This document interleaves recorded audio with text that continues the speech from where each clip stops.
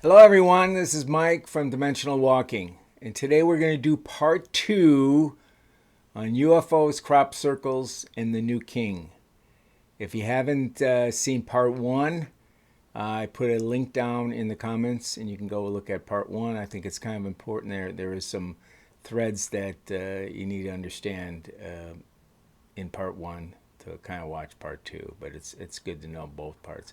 Part one is more about the UFOs in King Charles, and part two is crop circles in Prince Charles, or now King Charles. So, anyways, crop circles. I'm sure many of you out there are aware or familiar with crop circles to some degree. I had a period of time in my research that I spent quite a bit of time looking at crop circles. I think generally speaking, they're absolutely beautiful. You know, they've happened all over the world, probably for at least 400 or 500 years. There's always this example that people bring up. I think it was in 1678. There was a woodcut done. And if you don't know what I mean by a woodcut, it's like a piece of wood that somebody, kind of chisels out a picture. And that's how they made, pictures or art, I guess we'll call it, of a woodcut of a creature, entity, or something making a crop circle. But there's been other pictures, and they're all over the world. They've been all over the world, and England has some of the most beautiful ones. And they started as just primitive circles, right? Probably going back hundreds of years, and then as time has gone on, they've become much more sophisticated. Now, I just want to make a comment here. Hopefully, nobody will send me a comment that it's all a hoax because these two guys came out of a bar and told reporters that they were the ones that made the crop circles, and then they demonstrated they could, make a little primitive looking crop circle. Well, I'm just going to let you know now, these guys probably could make a little crop circle. I don't doubt it, but there's a lot of people that can make very sophisticated ones. And the issue would always be is they're not 400 or 500 years old, and they don't have the ability to travel around the world. And they also, the third thing is some of these crop circles, generally the real McCoy ones that happen probably from UFOs, they can take a matter of seconds and make this beautiful crop circle. Where humans, even though some of them, especially some of the college competitions, are quite sophisticated looking, but they take literally hours to do. But at the very least, say 30 minutes on some of the smaller ones. But so, anyways, these two guys, and I can't even remember their names. I really wanted to forget them because it was so ridiculous. Uh, you know, a lot of people bring that up. Oh, it's just a hoax because these two guys did it. It's crazy. So, anyways, moving on. Let me not get too aggravated about those two guys. Anyways, so they've been around a long time. You can, a lot of times I haven't recently, but I would get a crop circle calendars, which gives you the previous year's crop circles. I actually had talked to a guy that would fly over the fields and actually do the photography, which was very cool. He said one time he was flying into a field or an area where he knew there was a crop circle, and he saw some very small UFOs flying over another field that was just a field of crops that wasn't disturbed at all. And he said when he flew back over that same field that he saw the UFOs, it had a huge crop circle in it. So he was really excited about that. He couldn't believe it at all, what he had saw, but that was his story. But I thought that was pretty fascinating. Anyways, so let's talk about Charles's story. Back in 2010, and because I'm going to tell you a little bit of story that I had directly heard from a crop circle expert. Um, I helped put on a conference in Albuquerque, New Mexico called Wake Up Now. And basically, it was we brought in speakers from all over the United States and some from around the world. And it was talking about UFOs, crop circles, esoteric and other esoteric type subjects. And it was very cool. It was kind of the core thing was waking up the mind for the future. That was kind of the core thought I think we decided on. So, anyways, a couple of the speakers there were from England, okay?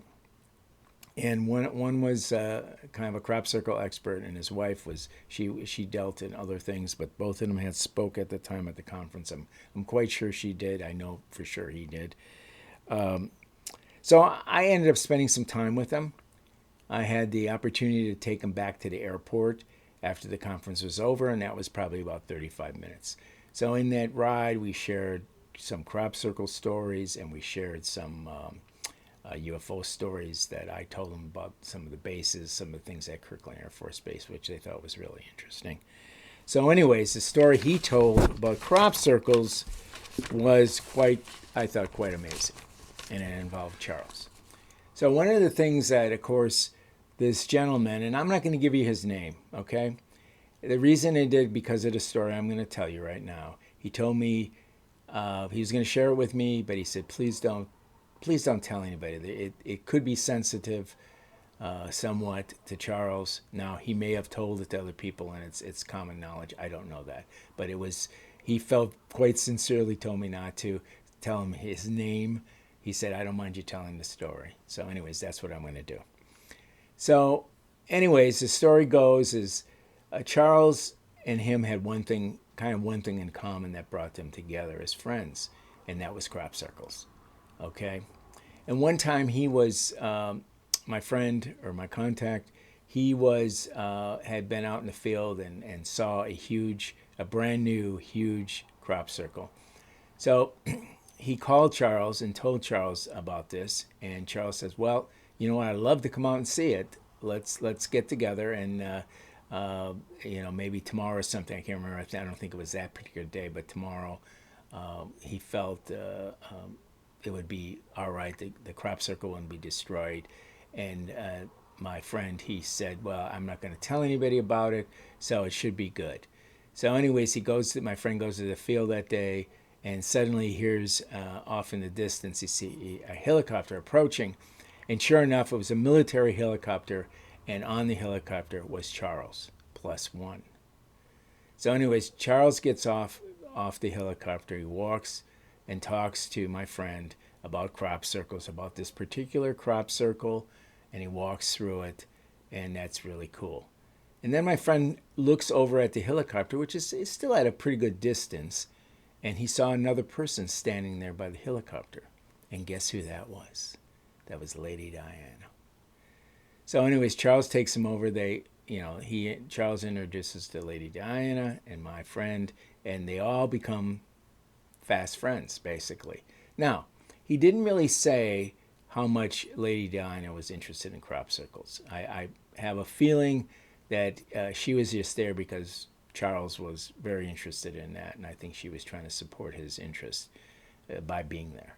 So anyways, definitely Charles was extremely interested in crop circles. There is no doubt about it. There is no doubt about it from what the conversation I had with my friend. So anyways, so that was my story. I just wanted to prove to you how interested Charles was in crop circles, and I'm sure he's still interested in today. So I'm going to leave it at that. One of the things I want to just ask, it's kind of a question, and we'll throw crop circles into it, UFOs and crop circles. Charles is deeply interested in both those subjects and their relationship, of course. My belief is that some of these or a large portion of these crop circles are created by some type of alien beings that are probably trying to send us messages, basically, in this beautiful art that we call crop circles. So my feeling is, again, I don't think we're going to take because he is a king now, I don't think we're going to be able to take the UFOs and the crop circles out of Charles. I think it's in him. So the question is, how does he use that? Will he try to stimulate or motivate it, the thought of his country, and to get to the truth? I don't know. I hope so. I really do. I don't want him to be at a point that he has to suppress these things that he really does enjoy in his interests. So, and with all that said, And if you, again, we need your subscriptions. If you like us, like us. And anyways, that's it. So as Roger said, happy trails until we meet again. Thank you very much. Bye-bye.